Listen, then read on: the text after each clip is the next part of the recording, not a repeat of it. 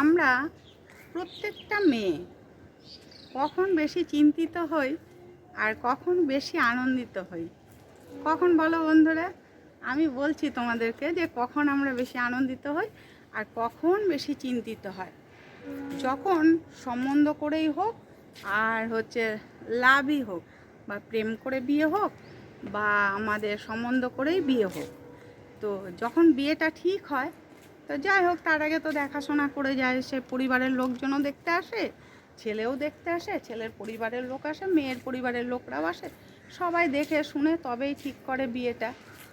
তো কিন্তু যখন বিয়েটা একদম ঠিক হয়ে যায়, তখন যে মেয়েদের মাথায় কত চিন্তা হয়।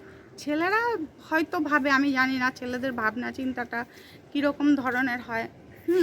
তারা হয়তো ভাবে কি করে বউকে ভালো রাখবো, কি করে মাকে যাতে বউ ভালোবাসে, আমার পরিবারের লোককে ভালোবাসে, ঠিকঠাক যেন কাজ করে, মায়ের সেবা করে, বাবার সেবা করে, এই সব আমার মনে হয় ছেলেরা ভাবে। কিন্তু একটা মেয়ের চিন্তা ভাবনাটা কি হয় বলো তো? ওরে বাবা, রাতের পর রাত ঘুম হয় না ভয়ে। কেন বলো তো? যে শ্বশুরবাড়ি কেমন হবে, শ্বশুরবাড়ির লোকজন কেমন হবে, স্বামী ঠিকঠাক থাকবে তো, স্বামী মদ মাতাল না তো, স্বামী ভালোবাসবে তো, এই সব চিন্তা নিয়ে মেয়েরা রাতের পর রাত ঘুমাতে পারে না। যতদিন না বিয়ে হয়, বিয়ের পরে বুঝতে পারে যে তার স্বামী কীরকম বা তার পরিবারের লোকজন কেমন, ততদিন একটা মেয়ের মাথায় কিন্তু সে বিয়ে ঠিক হওয়ার পর থেকে এই চিন্তাটা সব সময় ঘুরতে থাকে। মানে আমার চিন্তাভাবনা এরকমই ছিল, তাই আমি বলতে পারছি মেয়েদের চিন্তাভাবনা হয়তো অনেক কিছু হয়। কিন্তু যারা হয়তো লাভ ম্যারেজ করে, তাদের হয়তো এরকম চিন্তাভাবনা আসে না। তারা হয়তো অনেক কিছু ভাবে যে আমি এটা আমার মনের কথা বলছি, যে এতদিন পরে তার মনের মানুষটাকে কাছে পাচ্ছে।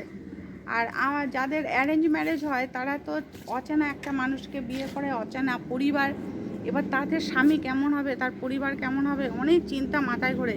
আবার আনন্দও হয়, সে নতুন একটা পুরুষের সঙ্গে সংসার করতে যাচ্ছে, তাকে চেনে না, সে কেমন হবে, সে ভালোবাসবে কি করবে, ভালো কিভাবে বাসে, সে ভালোবাসার কথা আর কত রকমভাবে বলবো বলো বন্ধুরা? সেসব বলতে গেলেও তো লজ্জা করে। এসব ভাবনা কিন্তু মোটামুটি আমার মনে হয় প্রত্যেকটা মেয়ের মধ্যেই আসে। তো আমার মনে এইসব হয়েছিল যখন বিয়ে ঠিক হয়েছিল, খুব চিন্তিত ছিলাম, রাতের পর রাত ঘুম হয়নি। ওরে বাবারে, কেমন হবে শ্বশুরবাড়ি, কেমন হবে আমার বর, তারপরে আমাকে ভালোবাসবে তো? আচ্ছা, ভালোবাসা কিভাবে হয়, ভালোবাসা কিভাবে করে, ফুলশয্যা কিভাবে হয়? একটা অ্যারেঞ্জ ম্যারেজ করলে এই সব চিন্তাভাবনা হয়। ফুলশয্যার রাতে কি হয়, ফুলশয্যা কিভাবে করে, এই যে সবাই পা ধোয়া জল খায় বড়দের, আমাদের মধ্যে আছে ডাব দিয়ে পা ধুয়ে জল খেতে হয়। এই সব নিয়ে আমি ভীষণ টেনশানে ছিলাম বিয়ের আগে।